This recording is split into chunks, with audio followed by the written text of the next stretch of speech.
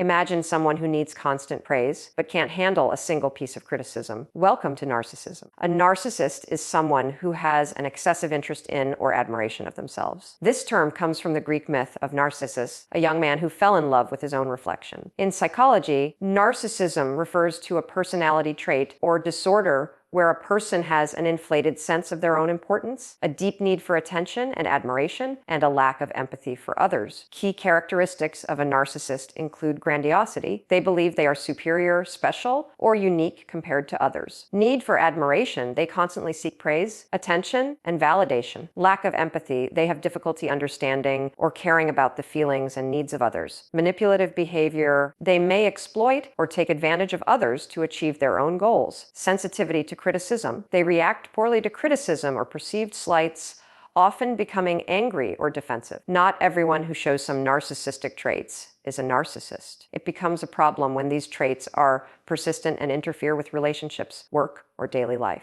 In severe cases, a person may be diagnosed with narcissistic personality disorder, NPD, by a mental health professional. Let me be clear, this isn't about cruelty, it's about liberation. It's about stepping out of the fog and the noise and the spinning confusion and touching that quiet place inside your chest that knows you were never meant to be controlled. You were never meant to audition for basic respect, and you were never meant to be the stage that someone else's ego performs on. Because here's what nobody says out loud when you reclaim your energy. When you stop reacting, when you stop bending yourself into shapes just to keep the peace, the narcissist doesn't just lose control. They lose the whole illusion. They lose the mirror they used to see themselves as larger than life. And what you're left with is not an empty space, but a sacred one. The space where your voice returns, your body calms, your sleep deepens, and your life stops orbiting someone else's moods. If you're watching this in your car, before you walk back into a tense house, or you're on a late night loop through your neighborhood with your hoodie up and your headphones on, or you're sitting on your couch with the lamp on low because your stomach is tight and your brain won't stop replaying the last argument. Hear me and let the words sink all the way in. You are not too sensitive. You are not asking for too much. You are not difficult for wanting consistency, respect, and peace. You are waking up to patterns that were designed to keep you doubting yourself.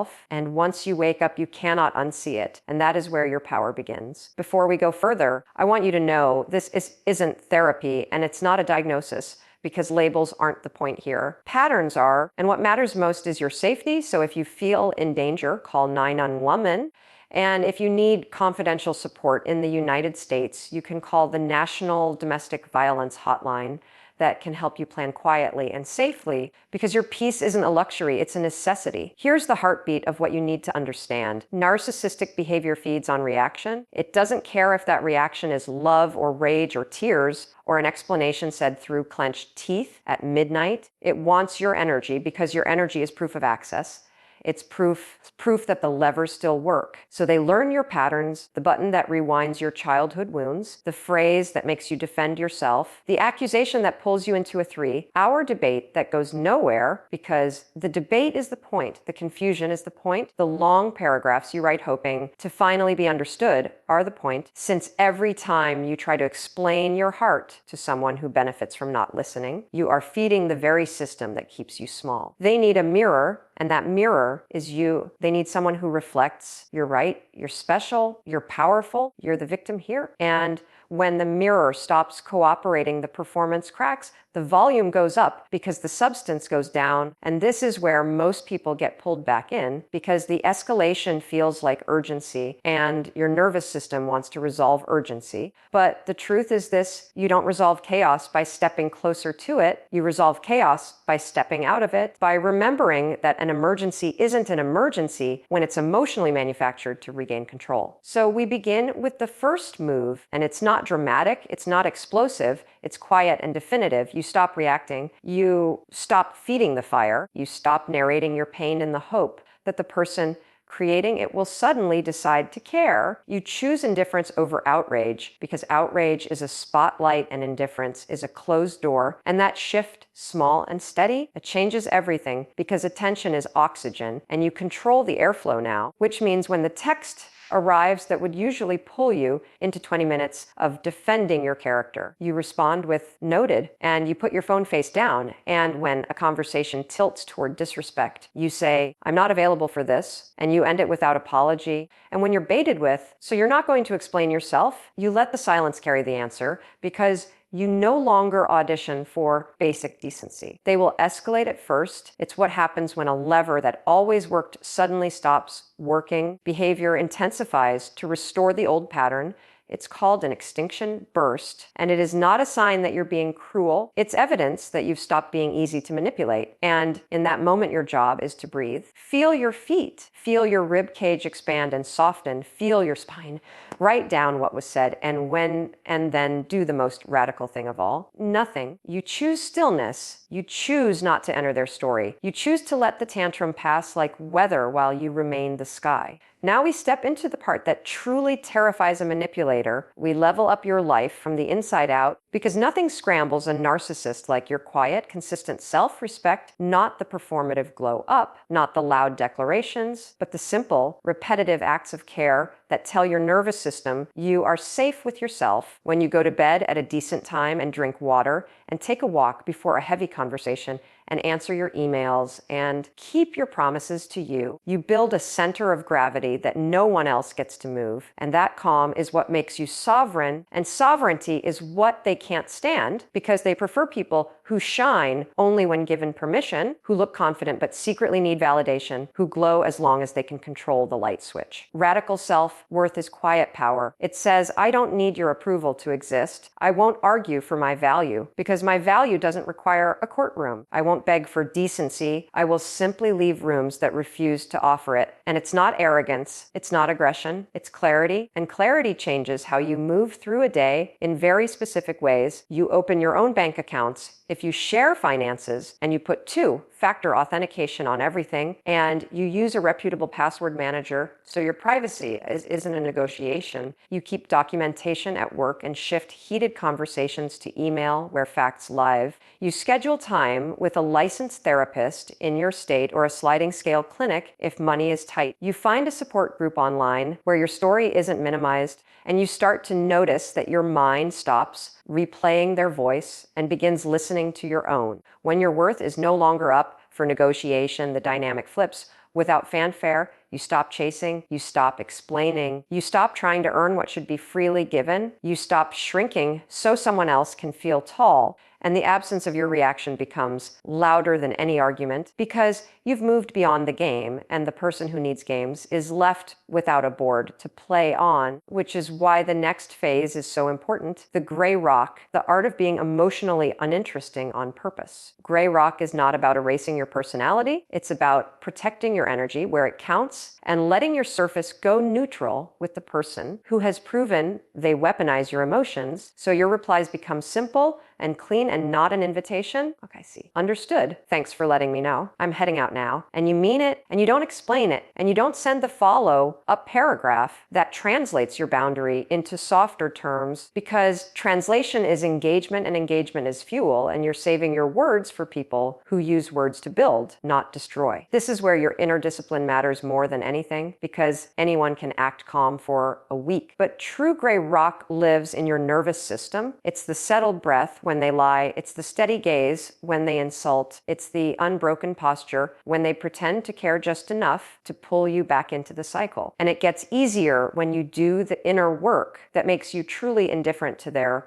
approval, when you grieve what you wanted them to be, when you mourn the fantasy they sold you, when you admit to yourself that the apology you're waiting for is part of what keeps you stuck and that your healing can't wait for their growth. They will test your stillness the way a thief tests a lock, softly at first, and then with pressure, they'll accuse you of being cold. They'll tell you you've changed. They'll summon the honeymoon version of themselves and sprinkle in just enough softness to make you doubt your clarity, and you will feel the pull, and then you will remember the timeline, because patterns tell the truth that promises hide.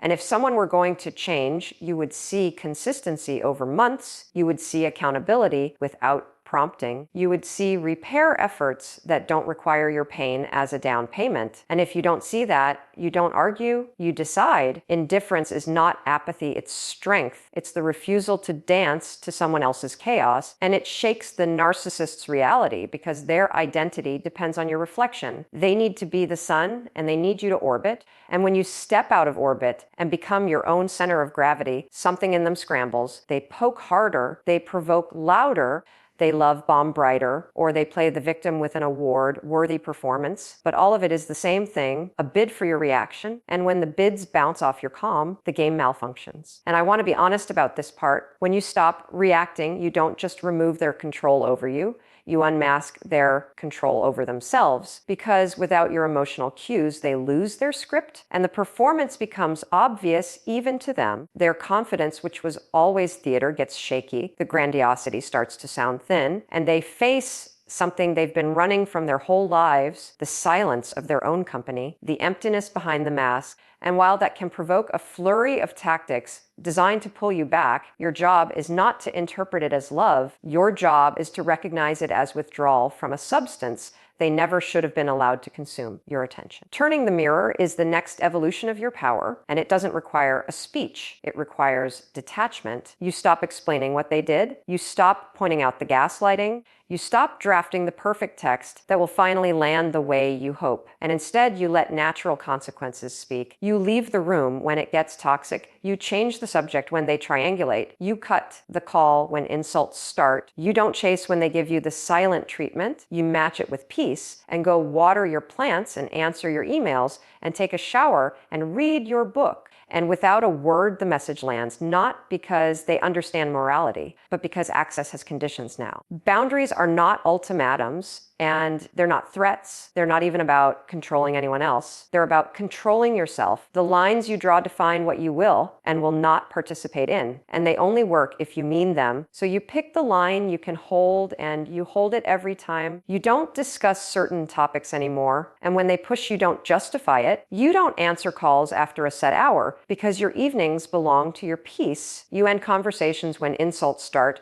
and you don't reopen them to negotiate what counts as an insult. You don't move the fence line because someone cried on the lawn. They will say you're selfish. They will say you're cold. They will insist you're the problem. And hidden in those accusations is the truest translation of all. I can feel I'm losing access to your emotions, and I don't know how to control you without them. And that is the point, because you're not here to teach lessons or win arguments or be seen as the good one. You're here to reclaim your nervous system, your clarity, your time, and your life. And yes, you may lose people when you start setting standards, but what you lose in chaos, you gain in freedom, and your home, your inbox, your calendar, and your heartbeat begin to reflect that freedom back to you. There's a moment in every relationship with a narcissist when the mask slips and you finally see them, not the curated charm, not the urgent drama, not the perfect apologies with expiration dates, but the manipulative patterns underneath. And once you see it, you can't unsee it. And they can feel that your eyes have changed. They can feel the way your silence holds awareness. They can feel the way you stop giving the benefit of the doubt to words that never become behavior. And that is when the power dynamic collapses, not because you yelled, but because you stopped believing. What rattles them most is not that you leave. It's that you leave emotionally before you physically walk away. It's that the tactics that used to work slide off your shoulders like rain. It's that your voice is even and your boundaries are simple and your day goes on. And no matter what they do, discard you, smear you, pretend they never needed you. There's a part of them that knows the truth. You saw the emptiness behind the performance. You recognize the projection and the false empathy and the hunger for control. And there's no trick left that can make you know what you know. If this is landing for you right now, take a breath and let your shoulders drop, because nothing you heard today requires drama to implement. It requires small choices repeated with love for yourself. And the next section will take you deeper into what happens during the extinction burst and how to protect your safety and your reputation when the smear campaign starts, how to set strategic boundaries at home, at work, and in co-parenting arrangements in the United States with clarity and documentation, how to turn the mirror and let consequences do the heavy lifting, and how to keep your center when they test every line you draw.